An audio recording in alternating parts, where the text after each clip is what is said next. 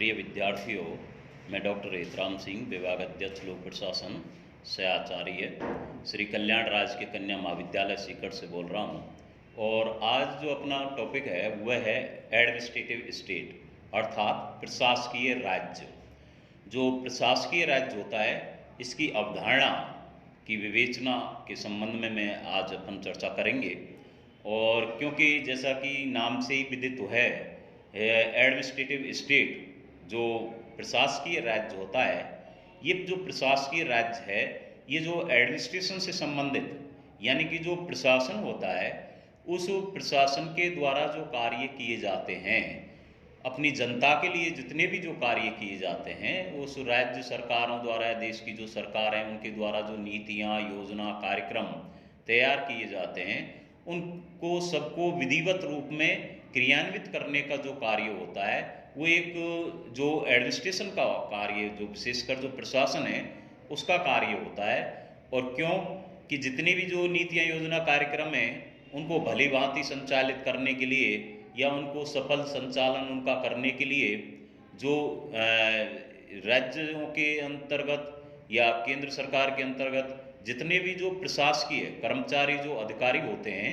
इनके द्वारा उन नीतियों को जब क्रियान्वित किया जाता है तो नियमों के अनुरूप सही समय पर जो कार्य किए जाएं, इस प्रकार के जो रूपरेखा होती है, उस सभी रूपरेखा को एक एडमिनिस्ट्रेटिव स्टेट यानी कि एक प्रशासकीय राज्य की संज्ञा दी जाती है। और क्यों कि अगर हम बात करें तो प्रशासन, जैसा कि उससे चाहे किसी भी देश की जो नीतियाँ हैं उन्हें संचालित करने के लिए, उनको सफल बनाने के लिए, या जितने भी जो सरकार है उन्हें सलाह मशवरा करने के लिए जो प्रशासन है वो अपनी एक अहम भूमिका निभाता है। और कह सकते हैं कि किसी भी देश की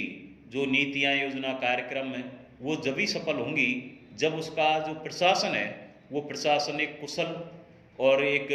सहयोगी के रूप में और एक समय पर काम करने के लिए एक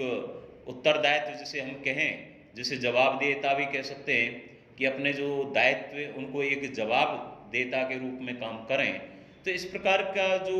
रूपरेखा होगी उसे संपूर्ण रूप से हम एक एडमिनिस्ट्रेटिव स्टेट की संज्ञा देते हैं। इसमें अध्ययन की दृष्टि से अगर हम बात करेंगे तो सबसे पहले इसका जो सामान्य पृष्ठभूमि के रूप में देखते हैं कि इसका जो बैकग्राउंड है, जनरल बैकग्राउंड, कि आखिर में जो प्रशासकीय राज्य की जो अवधारणा, एक कंसेप्ट जो तैयार हुआ वो किस प्रकार है। तो सबसे पहले इसकी सामान्य पृष्ठभूमि के बारे में चर्चा करते हैं। तो देखते हैं कि जो लोक प्रशासन है आज सभ्य समाज की एक प्रथम आवश्यकता के रूप में है। और क्यों कि जो आधुनिक युग है, आधुनिक युग में ये समाज का एक आवश्यक और एक मानव जीवन का एक नियामक अंग बन गया है। क्योंकि जितने भी जो दिन प्रतिदिन के कार्य हैं, उन दिन प्रतिदिन के कार्यों को संचालित करने के लिए, उन्हें पूर्ण करने के लिए ये लोक प्रशासन एक अहम रोल, एक अहम भूमिका अदा करता है। तो आज अगर हम बात करें तो किसी एक देश की नहीं बल्कि विश्व के जो अधिकांश देश हैं, उन्होंने जो लोक कल्याणकारी जो विचारधारा है और इस लोक कल्याणकारी विचारधारा को जो अपना लिया है, और क्योंकि जो हस्तक्षेप की जो नीतियाँ वाला राज्य है उनका तो अब परित्याग ही कर दिया गया है। और क्योंकि मानव जीवन की जो असंख्य आवश्यकता हैं, जैसे उदाहरण के लिए हम बात करें, शिक्षा हो, स्वास्थ्य, मनोरंजन या स्वच्छता और सामाजिक सुरक्षा आदि, ये जो विभिन्न प्रकार के कार्य हैं, इन विभिन्न प्रकार के कार्यों को पूरा करने के लिए जो संकल्प लिया जाता है वो एक लोक कल्याणकारी राज्य होने के लिए या लोक कल्याणकारी राज्य होने के नाते सभी देशों के, आज विश्व के अधिकांश देशों ने इस जो विचारधारा को जो स्वीकार किया है, इस विचारधारा को जो संकल्प लिया है, उसे संचालित करने के लिए इस प्रशासन की भी महती आवश्यकता एक तरह से हो गई है। क्योंकि राज्य की जो विषय वस्तु है जो सकारात्मक व सृजनात्मक है, और क्योंकि इसका जो उद्देश्य है वो जो मुख्य उद्देश्य क्या है, मानव का अधिकतम कल्याण करना। और इसकी ये जो भूमिका है ये समाज में शांति एवं सुव्यवस्था बनाए रखने के लिए और उसके जो मूलभूत कार्य हैं उन कार्यों के अतिरिक्त भी इसकी जो ये प्रकृति या इसकी जो विषय वस्तु है ये सभी मिला के अगर अगर हम बात करें तो आधुनिक जो शासन व्यवस्थाएं हैं उनका जो केंद्र बिंदु बन गया है वो आज लोक कल्याणकारी राज्य है। और लोक कल्याणकारी राज्य होने के कारण एक एडमिनिस्ट्रेटिव स्टेट की बहुत ही महती आवश्यकता से हमारे सामने आ गई है। और अगर बात करें तो आज विश्व के समग्र वातावरण के संबंध में तो मनुष्य के क्योंकि ज्ञान की जो वृद्धि हुई है, और ज्ञान की वृद्धि ही नहीं बल्कि ज्ञान के साथ साथ विज्ञान है, तकनीक है, विकास के जितने भी जो वैज्ञानिकता की जो खोजें हैं और जितने भी जो अनुसंधान हैं उनको जो प्रश्य दिया गया है, जिससे कि मनुष्य की जो इच्छाएं या आकांक्षाएं उनमें जो वृद्धि हो रही है निरंतर, उनको पूर्ति करने के लिए जो एडमिनिस्ट्रेटिव स्टेट है वो भी एक तरह से अहम भूमिका निभाता है। और क्योंकि वैज्ञानिक प्रगति हो रही है, औद्योगिक क्रांति हुई है, उसके बाद तकनीकी जो विकास हुआ है, और न केवल बल्कि साथ में अगर हम जनसंख्या की जो वृद्धि हुई है उसने भी जो राज्य के लिए जो आवश्यक बना दिया गया है कि जो मानव के सामाजिक जीवन की जितनी भी जो जटिल आवश्यकताएं या जो समस्याएं हैं उन समस्याओं को सुलझाने के लिए या उनको हल करने के लिए भी अपनी ये एडमिनिस्ट्रेटिव जो स्टेट है ये एक तरह से अहम भूमिका निभाता है। तो इसकी अगर हम बात करें तो इसमें जो इसका जो सामान्य बैकग्राउंड है, तो इस प्रकार की जो बातें हमारे सामने देखने को मिल रही हैं उन सबसे ये निष्कर्ष एक तरह से अगर हम बात करें तो ये देखा जा सकता है कि इसकी जो पृष्ठभूमि है उसी को ध्यान में रखते हुए एक एडमिनिस्ट्रेटिव स्टेट अपना कार्य करता है। अब इसमें अगर हम बिंदुवार अध्ययन करने के लिए जो इसकी अभिप्राय के बारे में बात करें कि एक जो एडमिनिस्ट्रेटिव स्टेट है वो है क्या, वो ऐसा क्या है जिसे क्या ऐसे लिया जा सकता है जिसे हम एक एडमिनिस्ट्रेटिव स्टेट या एक प्रशासकीय राज्य कह सकते हैं। तो प्रशासकीय राज्य से अभिप्राय जैसा कि राज्य की जो निरंतर बढ़ती हुई जो क्रियाएं हैं और क्रियाओं के साथ साथ लोक प्रशासन की महत्ता भी जो इस प्रकार से बढ़ती जा रही है, तो ये सर्वविदित है कि राज्य केवल अपनी नीतियों का निर्माण करता है। किसी भी देश की जो सरकारें हैं वो नीतियां, कार्यक्रम, जितने भी जो प्रोग्राम या जितनी भी जो नीतियां, पॉलिसीज के साथ साथ जो प्लानिंग हैं उनको जो तैयार करने का कार्य होता है वो राज्य सरकार हो या केंद्र सरकार हो, तो ये कुल मिला के अपनी नीतियों का निर्माण करते हैं। किंतु ये जो निर्मित नीतियां उनको जो व्यवहारिक रूप में क्रियान्वित करने का जो दायित्व होता है वो एक तरह से प्रशासन का ही होता है। और क्यों कि प्रशासन के लक्ष्यों को जो सरकार के वायदों को क्रियान्वित करने का जो उत्तरदायित्व निभाता है, यही यदि राज्य की जो प्रशासकीय ढांचा है उसको तीव्रता, कुशलता और सत्यनिष्ठा के साथ कार्य नहीं करता है तो एक अच्छी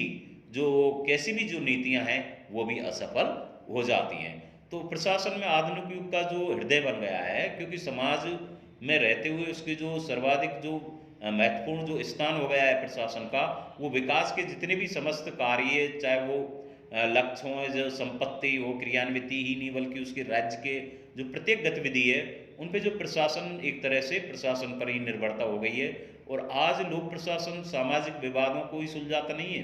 बल्कि समाज में संगठन व एकता स्थापित करता है, सामाजिक ढांचे को स्थिरता प्रदान करता है, साथ ही ये सभी गतिविधियों में भूमिका निभाने का कारण ये भी करता है। और आज एक तरह से जो प्रशासकीय राज्य है वो एक अपनी अहम भूमिका निभा रहा है।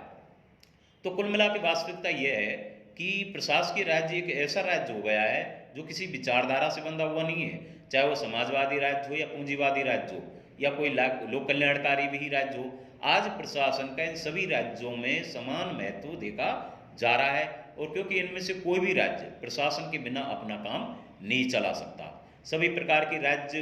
की अपनी जो नीतियां को जो निष्पादन के लिए प्रशासन पर निर्भर रहते हैं, और ऐसे प्रशासन में जो इसका जो महत्व बढ़ गया है वो एक तरह से आज एक विश्वव्यापी प्रक्रिया हो गई है।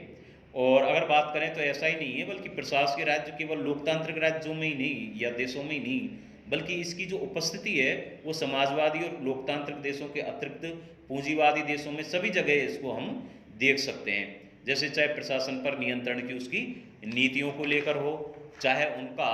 जो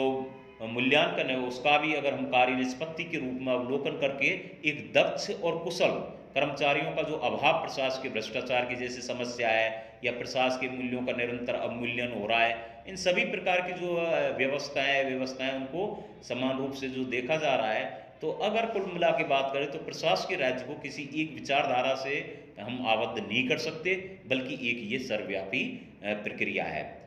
इसके निष्कर्ष के लिए लास्ट में अगर हम बात करें तो आज के जो स्वरूप है प्रशासकीय वो सभी देशों में, चाहे वो देशों की जो सरकारों के जो अंग हैं, व्यवस्थापिका, न्यायपालिका, उनकी भी तुलना में अगर हम कार्य देखें तो इसका भी एक महत्वपूर्ण कार्य हो गया है। और क्यों कि आज जितने भी जो अनेक कारण हैं जिन्होंने, चाहे कार्यपालिका की शक्तियों में निरंतर विस्तार हो रहा है या कार्यपालिका की शक्तियों में जो विस्तार का अंतर्निहित जो परिणाम ये हुआ है कि प्रशासन के महत्व और उसकी शक्तियों में जो असीमित वृद्धि हुई है, तो कुल मिला के कह सकते हैं कि राज्य और समाज में प्रशासन के इस बढ़े हुए महत्व के कारण ही समालोचकों ने भी आधुनिक राज्य को एक प्रशासकीय राज्य की संज्ञा दी है। और राज्य के कार्यों और गतिविधियों पर प्रशासन का इस कदर छा गया है कि आज आधुनिक राज्य में या किसी भी देश में प्रशासन की अनदेखी नहीं कर सकते, और एक तरह से जो वातावरण वो प्रशासन में हो गया है, इसीलिए इसको एक प्रशासकीय राज्य की संज्ञा या प्रशासकीय राज्य कहा जाता है। धन्यवाद।